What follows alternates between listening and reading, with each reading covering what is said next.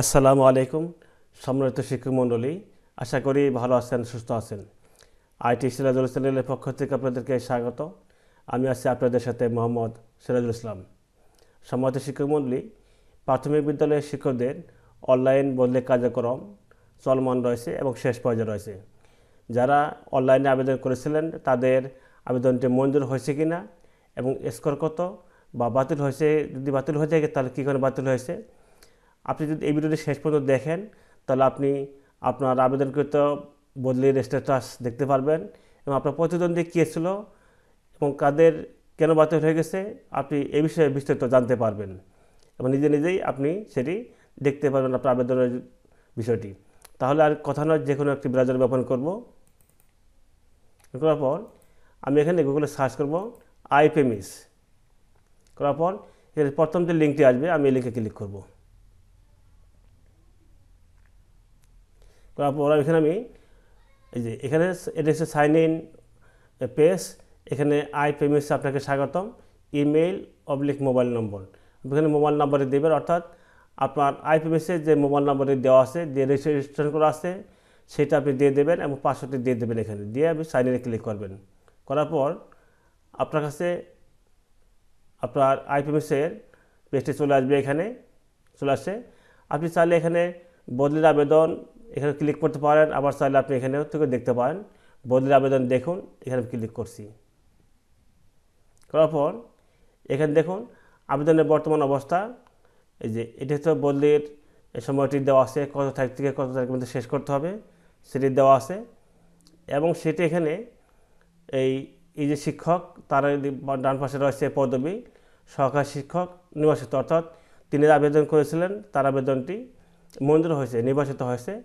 এখানে বদলির ফলাফল রয়েছে এবং এখানে যে মনোনীত বিদ্যালয়, তিনি যে বিদ্যালয়ের জন্য আবেদন করেছিলেন এখানে এই বিদ্যালয়টি এখানে শো করছে বা দেখা যাচ্ছে। এই বিদ্যালয়টি কোথায় রয়েছে, কোন ক্লাসটারে সেটাও এখানে দেখা যাচ্ছে এবং স্কুল কোডে দেখা যাচ্ছে এবং স্কোর এখান থেকে স্কোরে দেখা যাবে। আমি বিস্তারিত দেখিয়ে দেবো। তাহলে আমি এখানে চলে যাব বদলির ফলাফলে। আমি যদি এখানে আসি তাহলে এখানে পছন্দের বিদ্যালয়ের তালিকা, অর্থাৎ যিনি যে বিদ্যালয়ে বদলির জন্য আবেদন করেছিলেন সেটি মনোনীত হয়েছে এবং তার মোট কত স্কোর এবং সেটি এখানে দেখা যাচ্ছে। মোট স্কোর হচ্ছে যে 48.75। আমি এখানে ক্লিক করব, বিস্তারিত ফলাফলে ক্লিক করব। করার পর এখানে ওনার আবেদনটি মঞ্জুর হয়েছে, ইনি বর্তমানে এই বিদ্যালয়ে রয়েছেন এবং তার এটি স্কোর এবং অনির্বাচিত আবেদন সমূহ, অর্থাৎ অর্থাৎ যে শিক্ষকের আবেদনটি মঞ্জুর হয়েছে তার প্রতিদ্বন্দ্বী কে ছিলেন, অর্থাৎ তিনি যে বিদ্যালয়ের জন্য আবেদন করেছেন তার প্রতিদ্বন্দ্বী তিনি এই বিদ্যালয়ে আর কে আবেদন করেছিলেন এখানে নিচ থেকে দেখা যাবে। তিনি যে শিক্ষক, তিনি বর্তমানে দুর্লভপুর সরকারি প্রাথমিক বিদ্যালয়ে কর্মরত আছেন এবং তিনি এই শিক্ষকের প্রতিদ্বন্দ্বী ছিলেন এবং তার স্কোরটি এখান থেকে দেখা যাচ্ছে। তা আমি যদি এখানে ক্লিক করি তো এখানে তার হচ্ছে যিনি মনোনীত হয়েছেন তার স্কোর হচ্ছে 48.75 এবং যিনি অনির্বাচিত হয়েছেন তার স্কোর হচ্ছে 37.83। তা আমি এখানে ক্লিক করব। এখানে দেখুন এখানে যে বিস্তারিত স্কোর, মোট স্কোর হচ্ছে 100, তার মধ্যে তিনি কত পেয়েছেন। কর্মরত বিদ্যালয়ে কর্মকাল তিনি সেখানে 30 নম্বর পেয়েছেন, মোট স্কোর পেয়েছে 30 নম্বর।